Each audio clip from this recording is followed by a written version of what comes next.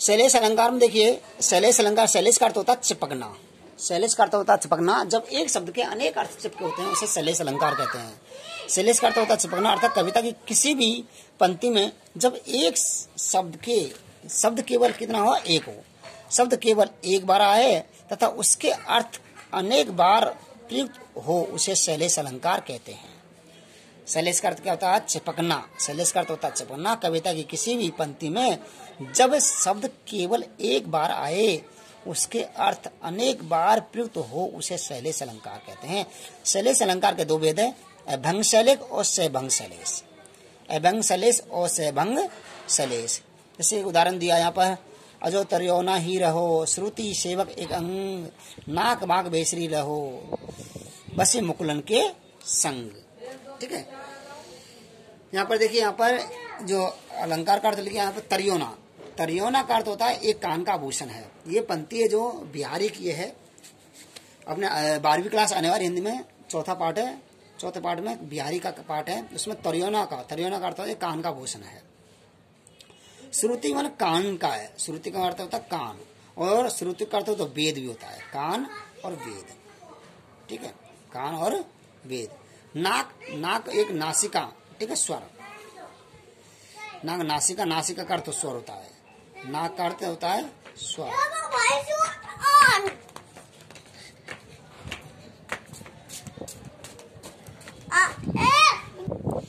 Next देने नाक का अर्थ होता है, एक नाक का अर्थ नासिका और दूसरा अर्थ नाक का अर्थ होता है स्वर। बेसरी एक नाक का आभूषण है। बेसरी क्या है, नाक का आभूषण है। तो इसमें शैलेश का अर्थ होता है चिपकना। ठीक है, तो इन शब्दों के जैसे तरियोना के संग दो अर्थ चिपके हुए हैं।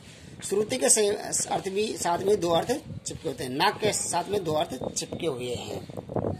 ठीक है, तो दूसरा अलंकार अपने उसका उदाहरण है इसी अलंकार का, शैलेश अलंकार दूसरा उदाहरण है। सुभ्रन को ढूंढत फिरे कवि कामी और चोर। सुभ्रन का अर्थ यहाँ पर तीन अर्थ चिपके हुए हैं। सुभ्रन का अर्थ देखिए, सुभ्रन का अर्थ यहाँ पे कवि के लिए हम अर्थ उपयोग करेंगे तो अक्षर कवि होता है, वो है सुभ्रन का जो प्रयोग हुआ है कवि के लिए हुआ है, वो सुंदर अक्षर खोजता है, सुंदर अक्षर खोजता है। कामी व्यक्ति होता है वो सुंदर स्त्री, कामी व्यक्ति हमेशा सुंदर स्त्री की तलाश में रहता है। और चोर होता है वो स्वर्ण आभूषण की तलाश में रहता है, उसको हमेशा स्वर्ण मुद्राएं चाहिए। सुभ्रन को ढूंढ फिरे कवि के लिए सुंदर स्त्री, कवि के लिए सुंदर अक्षर, कामी के लिए सुंदर स्त्री और चोर के लिए स्वर्ण मुद्राएं, इनका प्रयोग हुआ है। ठीक है, तो सुभ्रन के अर्थ साथ में तीन अर्थ चिपके हुए हैं, इसलिए यहाँ पर शैलेश अलंकार है। देखिए, कदली सिप भुजंग स्वाति एक गुण तीन, जैसी संगति बैठी वैसे ही फल दीन। यहाँ पर कदली माना होता केला। देखिए, स्वाति एक नक्षत्र की बूंद है, स्वाति नक्षत्र की बूंद है, यदि केले पर पड़ती है, स्वाति नक्षत्र की बूंद केले पर पड़ती है तो कपूर बन जाती है। वही बूंद यदि सीप पर पड़ती है तो मोती बन जाती है। और वही स्वाति नक्षत्र की बूंद यदि भुजंग में पड़ती है, भुजंग माना होता सर्प, सर्प के मुख में पड़ती है तो वही स्वाति नक्षत्र की बूंद जहर बन जाती है, विष बन जाती है। अर्थात स्वाति नक्षत्र की जो बूंद है, ये स्वाति नक्षत्र की बूंद है, इसका प्रयोग तीन अर्थों में हुआ है, अर्थात स्वाति नक्षत्र के साथ में ही तीन अर्थ चिपके हुए हैं। ठीक है, जैसी संगति बैठी है वैसे ही फल दिन, अर्थात स्वाति नक्षत्र की बूंद जिसके साथ में जैसे बैठती है वह वैसा ही व्यवहार हो जाता है। ठीक है, नेक्स्ट देखिए, रहीमन पानी राखी बिन पानी सब सोन, पानी गहने उबरे मोती मानस चून। यहाँ पे पानी का अर्थ देखिए, पानी का अर्थ तीनों अर्थों में, यदि मोती के संग पानी का अर्थ निकालेंगे तो चमक, यदि पानी का अर्थ मानस के अर्थ में लेंगे तो इज्जत, पानी का अर्थ इज्जत भी होता है, और चून के अर्थ में लेंगे तो पानी का अर्थ होगा जल। देखिए, रहीमन पानी राखी बिन पानी सब सून, पानी गहने उबरे मोती मानस चून। देखिए, मोती यानी मोती चमक के बिना कोई इज्जत नहीं है, मोती की चमक के बिना कोई इज्जत नहीं है। मोती की देखिए चमक के बिना कोई महत्व नहीं है, मनुष्य इज्जत के बिना मनुष्य का कोई महत्व नहीं है। और आटा मतलब जल, आटा में पानी के बिना आटे का कोई महत्व नहीं होता रखता है, आटा जल के बिना कोई महत्व नहीं रखता है। इसलिए अलंकार कौन सा हुआ, शैलेश।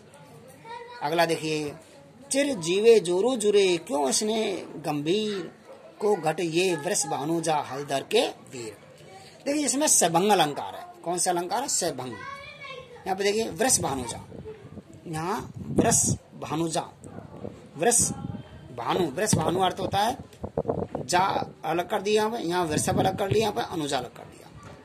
वृष भानुजा से उत्पन्न होने वाली अदर राधा रानी, राधा रानी किसकी पुत्री है? वृष भानुजा की। यहाँ वृषभ प्लस भानुजा, यहाँ बैल की बहन कौन है? गाय। हलधर का अर्थ देखिए, हल को धारण करने वाला कौन है? एक तो बलराम, यहाँ हल को धारण करने वाला, हल को खींचने वाला कौन सा? बैल। हलधर के दो अर्थ हो गए, एक तो बैल हो गया, एक बलराम हो गया, ठीक है। यहाँ वृष भानुजा का अर्थ हो गया राधा रानी, यहाँ पर क्या हो गया? गाय। तो इसके अर्थ, इसके साथ में दो अर्थ चिपके हैं हलधर के, और वृष भानुजा के साथ में दो अर्थ चिपके हुए हैं, इसलिए अलंकार कौन सा हो गया? शैलेश अलंकार। नेक्स्ट देखिए, मेरी भव बाधा हरो राधा नागर सो जातन की झाई पर श्याम हल। देखिए यहाँ मेरी भव बाधा हरो राधा नागर सो जातन की झाई पर श्याम हरिदूत हो गए। यहाँ पे श्याम का अर्थ होता है, एक पर कृष्ण को अर्थ होता है, और श्याम का अर्थ होता है हरा या प्रसन्न, हरा या प्रसन्न, तीन अर्थ निकल रहे हैं यहाँ पर। श्याम का अर्थ होता है कृष्ण होता है, श्याम का अर्थ हरा होता है, श्याम का अर्थ होता है प्रसन्न होता है, ठीक है। इस प्रकार यहाँ पर ये भी कौन सा अलंकार हो गया? शैलेश अलंकार। नेक्स्ट आता है हमारा अर्थ अलंकार। अर्थ अलंकार हम नेक्स्ट क्लास पढ़ेंगे। Thank you student.